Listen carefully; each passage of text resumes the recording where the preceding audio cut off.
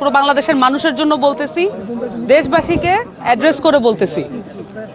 এনসিপির ধানমন্ডি থানার যুগ্ম আহ্বায়ক রুমি, উনি আজকে সকালে তার ঝুলন্ত মরদেহ উদ্ধার করা হয় এবং রুমি আসলে আমাদের ফ্যাসিবাদ বিরোধী আন্দোলনের একজন সম্মুখ সারির যোদ্ধা ছিলেন। উনি নতুন বাংলাদেশ গড়ার লক্ষ্যে এনসিপিতে কাজ করতে এসেছিলেন। রুমির যে তার মরদেহ উদ্ধার এবং তাকে যে অবস্থায় আমরা দেখতে পেয়েছি, এটাকে এনসিপির জায়গা থেকে, জুলাইয়ের সম্মুখ সারির যোদ্ধার জায়গা থেকে আমরা স্বাভাবিকভাবে নিতে পারছি না। আমরা কিছুদিন আগে শরীফ ওসমান হাদি, যিনি ঢাকা ৮-এর একজন প্রার্থী ছিলেন, শুধু তাই না, বাংলাদেশের ফ্যাসিবাদ বিরোধী এবং আধিপত্যবাদ বিরোধী লড়াইয়ের একজন অন্যতম নেতা ছিলেন। তিনি আমাদের মধ্যে বীর হিসেবে অবস্থান করছেন এই মুহূর্তে। আমরা তার সুস্থতা কামনা করে আল্লাহর কাছে ফরিয়াদ করছি।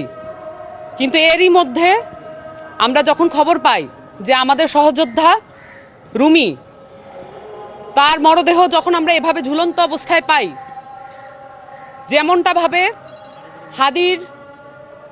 হাদির মস্তিষ্ক ভেদ করে যাওয়া বুলেট যেমন আমাদেরকে ছিন্নভিন্ন করে ফেলেছে, রুমির ঝুলন্ত মরদেহ আমাদেরকে, এই বাংলাদেশের সকল মানুষকে এবং আমরা যারা এনসিপি সহ অন্যান্য যারা জুলাইয়ের সম্মুখ সারির যোদ্ধা ছিলেন, সকলকে এই ঝুলন্ত অবস্থায় আমরা দেখতে পাচ্ছি। আমরা দেখেছি জুলাই ঘোষণাপত্রে জুলাইয়ের যারা সম্মুখ সারির যোদ্ধা, যারা শহীদ পরিবার এবং যারা আহত হয়েছেন, যারা এই পুরো অভ্যুত্থানে সক্রিয় অংশগ্রহণ করেছেন, তাদের নিরাপত্তার কোনো ব্যবস্থা করা হয় নাই। আমরা এও দেখেছি জুলাই সনদ এবং সংস্কার নিয়ে দিনকে দিন আলাপ কমিয়ে দেওয়া হচ্ছে। এমত অবস্থায় যখন পুরো দেশটাকে একটা এমন নির্বাচনের দিকে ঠেলে নিয়ে যাওয়া হচ্ছে, যে নির্বাচনে কিভাবে পুলিশ বাহিনী, আইন শৃঙ্খলা বাহিনী এবং অন্যান্য যে নির্বাচন কমিশন সহ এই রাষ্ট্রীয় সংস্থাগুলো কিভাবে কাজ করবে, সেটার কোনো সঠিক কোনো রোডম্যাপ নাই।